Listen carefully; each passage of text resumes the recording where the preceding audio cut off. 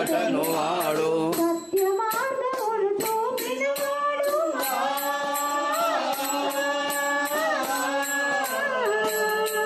సత్య మార్గమును చూపినవాడు సర్వశక్తిమయ పరమేశ్వరుడు అవతారుని నామము చేయండి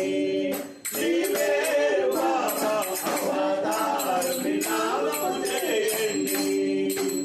మనసున మేలుని పిలిపినవాడు పిలపినవారు మార్గము తప్పక తెలిసినవాడు